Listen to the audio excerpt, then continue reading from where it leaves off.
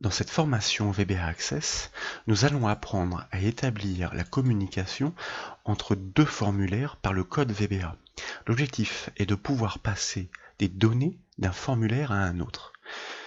Nous reprenons la formation dans l'état où nous l'avions laissée, la formation précédente, qui avait montré comment il était possible de charger dynamiquement, c'est-à-dire par le code VBA, le contenu d'une liste déroulante en fonction des noms des tables qui correspondent aux noms des questionnaires présents dans la base de données.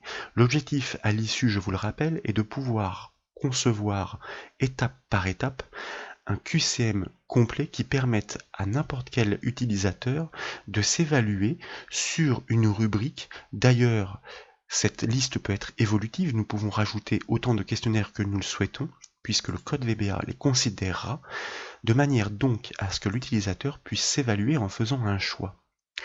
L'objectif de cette formation au clic de l'utilisateur dans la liste est donc de pouvoir transmettre cette donnée à l'autre formulaire qui permet justement de passer en revue l'ensemble des questions et des choix multiples qui sont proposés. Car ce formulaire est unique dans la mesure où chacune des tables qui recensent les questionnaires a la même structure. Seul le contenu change, il y a pour chaque enregistrement une question et pour chaque question des choix multiples avec le numéro de la bonne réponse, etc. Donc nous n'allons forcément pas construire un formulaire par table, nous avons besoin d'un seul formulaire dont la source de données doit changer dynamiquement en fonction du choix réalisé par l'utilisateur par le biais de cette liste déroulante, chargée dynamiquement des informations de table depuis la dernière formation que nous avons réalisée. Nous repartons de ce point précis. Nous devons donc, au moment où l'utilisateur clique sur la liste déroulante, transmettre cette information au formulaire question. Pour faire simple, nous allons utiliser un petit label, une petite zone de saisie en réalité qui est une étiquette qui s'appelle, comme vous le remarquez, transf, qui va permettre de récupérer le nom de table choisi par l'utilisateur dans la liste déroulante de manière à afficher effectivement ici le titre du questionnaire sur lequel l'utilisateur va s'évaluer en fonction du choix qu'il a réalisé. Nous allons donc commencer par ces instructions de code. Depuis le mode création du formulaire liste, nous sélectionnons la liste déroulante et grâce à sa feuille de propriété que nous pouvons activer avec le bouton feuille de propriété de son ruban création, dans l'onglet événements, nous allons choisir par exemple son événement avant mage. Ça veut dire un événement qui va se produire avant la mise à jour après une sélection de l'utilisateur. Nous cliquons sur le petit bouton de son événement, nous choisissons, comme nous en avons l'habitude, le générateur de code pour basculer en effet dans l'éditeur de code visuel basique entre les bornes de la procédure list before update, ça veut dire avant la mise à jour, après une action, pour le contrôle list, c'est-à-dire la liste déroulante. Remarquez que nous récupérons le code que nous avons développé dans la formation précédente au chargement du formulaire pour justement remplir la liste déroulante des informations de ces noms de table avec une petite astuce que nous avions mise en œuvre pour ce faire, la création d'une table temporaire chargée de ces enregistrements et qui servait de source de données pour cette liste déroulante. Ici, il s'agit de pouvoir, au clic ou avant la mise à jour de cette liste déroulante, transmettre l'information à l'autre formulaire qui se nomme question, l'information sur le questionnaire choisi. Nous allons inscrire cette information dans cette zone label de nom transf, comme nous l'avons montré précédemment. Pour cela, nous allons utiliser l'objet docmd que nous avons déjà abordé à plusieurs reprises, notamment pour réaliser l'interaction entre les objets VBA Access. docmd, qui est une contraction de l'expression doCommand, permet de réaliser tout un tas d'actions. En l'occurrence, d'ouvrir un formulaire. Ce qu'il est important de comprendre, c'est qu'une modification peut être apportée à un autre formulaire depuis un formulaire externe dans la mesure où celui-ci est ouvert en mode conception, comme nous le ferions nous-mêmes depuis l'interface Access. Donc, nous allons ouvrir ce formulaire qui se nomme question, comme nous l'apprend le volet des objets Access, en le nommant en premier paramètre et en lui indiquant avec la constante qui est proposée par IntelliSense le mode d'ouverture AC Design, ça veut dire tout simplement en mode conception. Puisque notre formulaire est ouvert en mode conception, nous pouvons donc y ajouter une modification, y réaliser des modifications. Et l'objectif, effectivement, est de pouvoir pointer sur ce formulaire question par, vous voyez l'instruction précise form underscore question, c'est comme ça que nous l'appelons en VBA pour pouvoir justement accéder au contrôle qu'il propose, en l'occurrence ce label de nom transf, et à sa propriété caption, car il n'y a pas de propriété value pour un label, c'est-à-dire à son contenu. Son contenu, nous souhaitons justement le remplir du choix réalisé par l'utilisateur à travers la liste déroulante qui se nomme liste. Donc, nous utilisons la propriété texte de notre contrôle liste, car la propriété texte va permettre de renvoyer tout simplement la ligne du nom du questionnaire sélectionné par l'utilisateur au moment du choix. Si bien que nous pouvons maintenant enregistrer les modifications, car sinon elles ne sont pas prises en compte, et c'est encore une fois l'objet d'OCMD qui va nous permettre, par le biais de sa méthode close, de fermer ce formulaire en l'enregistrant. Il faut indiquer à cette méthode close de l'objet d'OCMD quelle est la nature de l'objet que nous fermons avant de le désigner par son nom. Il s'agit d'un formulaire proposé par IntelliSense à ses formes. Quel est le nom de ce formulaire? Eh bien, il s'agit du formulaire que nous venons justement de modifier en mode conception, donc le formulaire question, et surtout, il s'agit bien entendu de mettre à jour les modifications que nous venons d'apporter.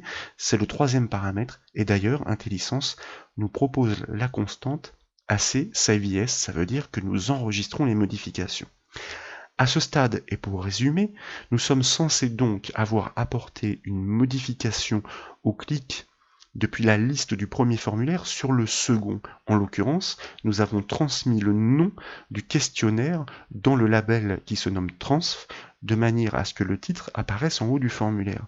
Mais dans la foulée, l'objectif est que, au choix de l'utilisateur sur le questionnaire sur lequel il souhaite s'évaluer, eh bien, que le QCM commence à se dérouler, donc que le formulaire question s'affiche. Eh bien, nous utilisons une fois encore l'objet d'OCMD avec, là aussi, comme tout à l'heure, la méthode OpenForm. Il s'agit d'ouvrir en effet le formulaire question, mais cette fois-ci pas en mode conception, puisque nous avons déjà apporté les modifications, mais en mode d'ouverture normale, ce que nous propose IntelliSense. Et normalement, cette deuxième ouverture doit se faire en intégrant les modifications apportées par le code. C'est ce que nous allons vérifier.